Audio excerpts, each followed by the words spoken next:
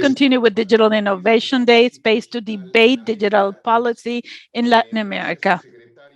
Thanks, Undersecretary of Education from Ecuador. Thank you for your presentation. And we continue live. I want to thank once again to the Ibero-American Secretariat, SEGI, that has been talking about public policy in this debate for over 30 years. Thanks to the ECLAC participating with us today. Thanks, Huawei, for making this debate possible. They sponsored dialogue and public-private conversation throughout the region. So I want to welcome Lucrecia Cardoso, Secretary of Cultural Development of the Ministry of Culture in Argentina. Lucrecia, you have the screen. Hi, Jorge. I'm going to join thanking everyone. First of all, I want to thank Mr. Enrique Varga, coordinator of the Inter-American Cultural Space, Mr. Jorge Negrete Pacheco. We had a really interesting conversation before we started the streaming, and it would be really interesting to continue going deeper in the different areas that come up from these different situations. I want to congratulate Huawei Latin America for this initiative. This is a very high-end meeting that calls us to dwell on the public and private policies in the digital era. As we have been discussing in the context of the pandemic COVID-19,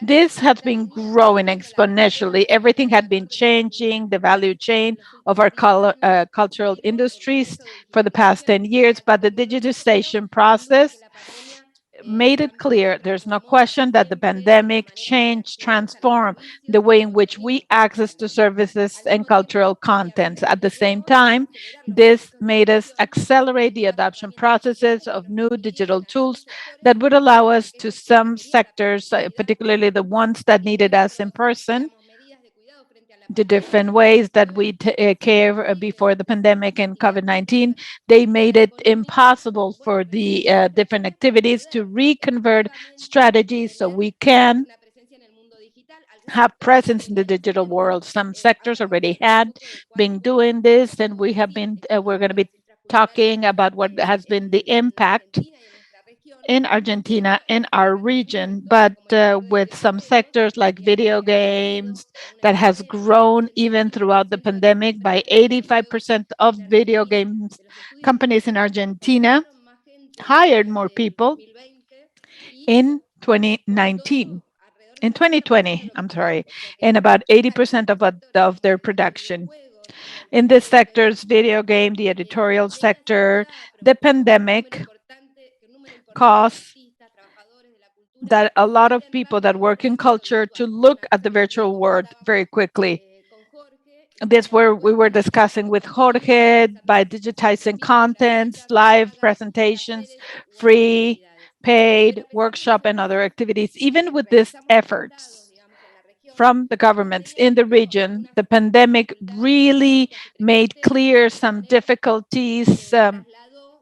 Somehow it took to the digital arena the inequalities that we had in the in-person world. To give us an idea, cultural GDP in Argentina in 2019 with 2.6%, with 308,000 jobs. In 2014, we had 4%. We had a drop associated, there's no question, to a lot of the cultural goods are elastic to consumption. We were going through an economic crisis that impacted the industry. With this, the crisis were showing the drops, but the commercial balance, it was different for Argentina. This radically changes the digitization process in 2019 to 0.6. So it was a deficit, and I'm going to be talking about how this has triggered. We're not going to be talking about the hurdles. But in 2020, with the pandemic, the GDP went to 1.8 If we're considering GDP in Argentina 9.9, almost 10%, the cultural, it went down 30%. So this shows that we are a critical activity along with tourism, the ones that were damaged the most and the more resilient ones, as Jorge said, with respect to not only the cultural sectors and how they reconvert to the digital world, but also public policies that we had to go and design so we could help those sectors that could not perform their activities because of the different things that we had to do uh, with the pandemic. It is necessary to think that this crisis, this health crisis, has also exposed the world to think about unprecedented challenges, and this is part of the collective synthesis regionally. This affected the entire value chain of the cultural sector that has specific or special characteristics with respect to the seasonality and so on.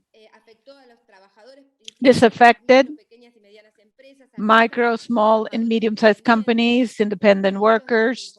A lot of them are in the informal sector. Today, we have more things in our maps of workers and culture in Argentina and in the region. Argentina, as I mentioned, coordinated a project sponsored by the IBD, UNESCO, and others with respect to the impact of COVID in the cultural industry in 14 countries in the region. And this helped us to measure the impact that was huge, particularly the activities that had to do with audience. And with this, it allows us to see in the satellite accounts in our country.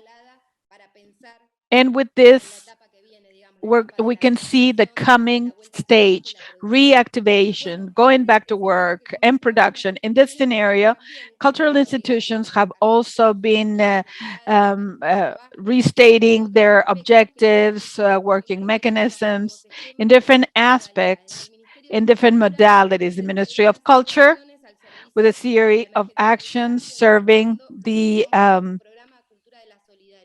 culture of solidarity, and with this, of restating our links, social roles, with respect to the change caused by the pandemic.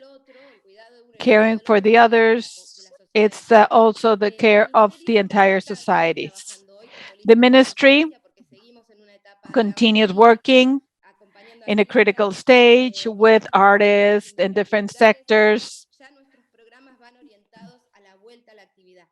And we are going back to the activity. And with respect to the process of digitization,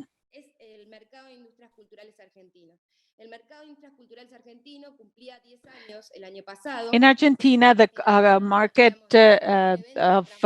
it's an event that was born 10 years ago, and then it turned into public policy, and then in a space of many other public policies oriented to cultural events. But you can see and the need to reconverting digitally in other areas like our Satellite Solutions Company. We developed with them a platform. This is going to happen in November this year. This is an example of the transformation of public policy and the digitization process mediated by the pandemic. This platform is a set of public policies oriented to training, digital inclusion, the possibility of developing business plans and exporting. And this change in the different industries, the cultural goods, the digital arena, and it has a clear work agenda with many challenges. And we think that the cultural industries are part of the solutions to many cultural problems. diversification of the productive matrix, external distribution. Argentina has a structural matrix that depends on the currencies. It always needs more than what it creates. Cultural industries, because of the high potential of becoming international, are going to be part of the solution to these structural problems in Argentina because they add value, they add work and production. Going back to the platform that we have developed with ARSAT, we have modules for the training, professionalization, cross-sectional information to exporting in order to broaden the critical mass that is available to increase the exporting of our cultural industries. The idea is that we start working throughout the pandemic with all our cultural aggregates and also the cultural attaches in over 20 embassies in the world. We make a proposal for business opportunities, and the response is that they knew the value change in the different sectors because naturally is looking for business opportunities for the traditional economic metrics in Argentina, how they have come through this.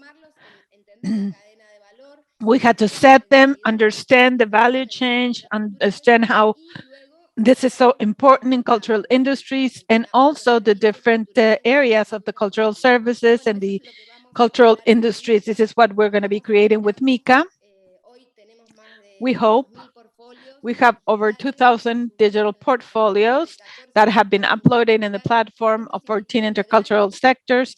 This means a great insertion of financial inclusion. It has modules of business rounds for virtual format activities that are vital for the growth of cultural industry in the different regions in the country. The insertion at the federal level. Obviously, all the services have been concentrated in the metropolitan area in our country. 2.6% of the GDP in Argentina is a cultural GDP. In the city is 12%, and the provinces is 6. In the metropolitan area, we have 60% of our cultural assets. As a space for circulation of cultural income, it has been growing hugely. This trend placed us in an agenda that is very important that talks about the impact. This virtual territory sets new challenges that have to be resolved to achieve reinvestment in the production. The entire legislation in Argentina that is linked to the cultural industries that create different organizations like the National Theater Institute, the National Institute of Music. This compile their income in the circulation of cultural assets, like we had in the in-person world. Also in the digital environment, we have to achieve the improvement of the performance of our producers, artists in the digital arena. And this is clear that that's the objective. Different things that are linked to copyrights, internationalization, the promotion, exporting. These are the different areas where we're working and taking into account this new potential scenario that has been growing, and also the pandemic has been growing with us with national regional contents in this new universe. It is necessary to mention that we need to strengthen mechanisms that will take us very quickly to a reduction of the digital gap. Not to stop here, the pandemic has shown us that digital inclusion had to do not only with inclusion to access to the cultural assets, to be able to guarantee rights like the right to reading, but also education, food. And today, access to the internet is a human right, and it's vital to guarantee that our people can express the right not only to access, but diversity, the identity of our people. This is one of the priorities, there's no question, but to get rid of the digital gap or the digital divide. Sovereignty is fundamental in the digital area with respect to our cultures. That is the responsibility of the states to guarantee cultural diversity, the possibility of this great technology transformation. This transformation will also need a labor conversion like any um, technology growth. We have more gaps and we are going to need to respond. Some sectors have reconverted early, like audiovisual sector, that changed the way of the production with respect to becoming digital. They are at the forefront in their process of training and labor reconversion. To close, I want to underscore the role of culture that has to be considered as economic stakeholder in the development of the cultural industry. Virtuality is a practice, it's a cultural practice that does not displace other forms. Today, we are going through the opening of movie theaters and other spaces, their current books, radio, concerts. Today, we have bigger and bigger attendance, less, you know, bigger areas with record sales with respect to the last 2 years when we're considering being in person, circular digital world does not replace the in-person life, but the first one is developing a lot faster. The last topic where you are the experts, incorporating technology infrastructure of our society in order to continue guaranteeing the rights that at the end of the day can only be guaranteed through the digital world throughout the pandemic, but also with challenges, alternatives, diversification of cultural projects. But today, we have, because of the pandemic, a better infrastructure, a better connectivity. We had to come out to respond to the digital divide, to the problems that we had in the technology infrastructure to guarantee those rights. And last, culture is no question, is the expression of the way that the world looks at us and everybody looking at us, the perception of these rights. Last, what we can see in the agenda is when we can see the hope, even when we have uncertainty. That's why we have a very important role. And to close, I believe that this spaces, this initiative of this event, this works with the construction, with the collective construction of this challenge agenda that we have in front of us.